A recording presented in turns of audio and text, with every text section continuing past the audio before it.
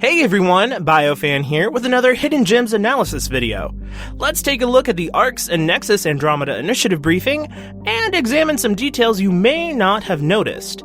If you've yet to watch the video, please go do so now, and then come right on back. I'll be here waiting.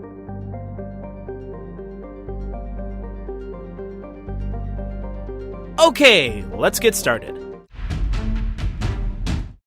Note this isn't all in-game. Some of it may be an engine, but not in the game. Consider it to be promotional video for the Andromeda Initiative. Events shown in the footage may not go down in the game like they are shown here.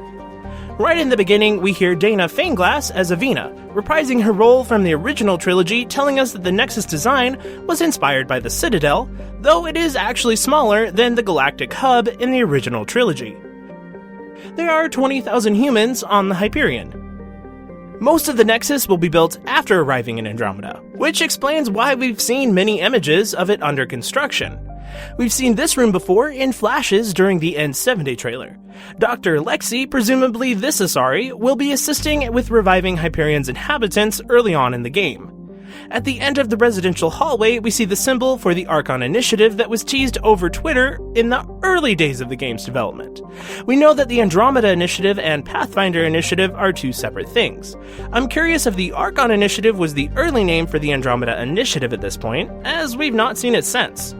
It's not totally clear, but I'm thinking the Arks don't contain permanent residential areas, and this is on the Nexus. From the sound of it, the Arks may only have the cryostasis pods and necessary voyage equipment. Judging from the ponytail, I'm assuming this is Sarah Ryder. Her shirt is similar to what her brother Scott was wearing in the brief flash during the N7-Day trailer. A Pathfinder ship, which may or may not be the Tempest, can land inside the Nexus. In this next shot, we see the Archon Initiative symbol once again. In addition to humans, we see an Asari, and I'm thinking a Solarian, judging from the leg shape.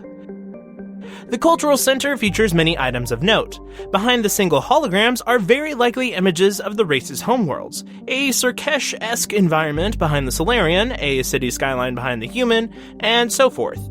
There are a few holograms of humans shaking hands with a Krogan and a Turian, likely references to the end of the First Contact War and the induction of humankind into the galactic community. There's a large floor tile of the Archon Initiative symbol in the Hydroponic Gardens. Pathfinder Headquarters also features the Archon Initiative symbol. Two, in fact. I'm assuming this area will function similarly to the Spectre office on the Citadel in Mass Effect 3. I'm also assuming this guy here is the protagonist version of Scott Ryder, as you choose which of the two siblings you play as. Though according to the Game Informer coverage, there is a Pathfinder team that works with the Pathfinder, so it could be possible that they're also allowed in here. Here in the Pathfinder HQ, we see Avina pointing to a planet. I'm guessing this may be a planet intended for colonization, or the location of a Remnant Vault, as the hologram appears similar to the planet holograms in the Remnant Vault we saw in the Sony gameplay demo footage. I think there's someone who, to me, while hard to make out, resembles our squadmate Cora in the background behind Avina's elbow. It's barely noticeable, but I think there's also a person over here in the corner? Maybe? In the second shot of the science labs, C-137 is on the back storage cabinets.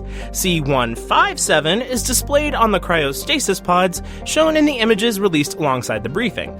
I'm not sure what the difference of 20 signifies. We may never know, but I thought I'd point it out. The Nexus scientists appear to have similar white, gray, orange uniforms. Now let's move on to the rest of the images released alongside the video briefing. This one has been causing quite a stir, as many folks believe this figure looks similar to a Quarian. I'm personally on the fence. I doubt BioWare would want to hide a Quarian in a shot like this. It seems to me like something they'd want to show off and advertise about the game. Another popular thought is that it was an accidental leak on their part, in which I'm even more doubtful. Everything shown this publicly goes past many eyes and reviews before it's released. While a bit more elaborate, to say the least, here's what I think it actually is. Look at the figure next to it. Its clothing style and physical form greatly resemble the new alien race shown in the new gameplay trailer.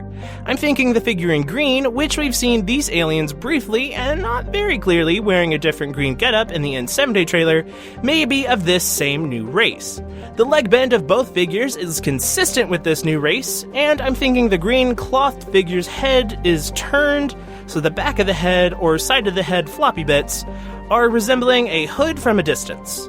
The leg bend of the green figure could also be consistent with the Quarian leg bend, but I'm thinking it may be closer to the sharper angle bend of the new Andromeda race. All of this is pretty darn speculative based on one far-off image though, so we'll just have to wait and see.